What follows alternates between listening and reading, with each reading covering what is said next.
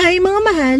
Bumalik nga ako dito sa Hair Club Manila, located at Honorio Lopez Boulevard, North Bay, Tondo, Manila. Beside Baluarte Bar lang po sila mga mahal.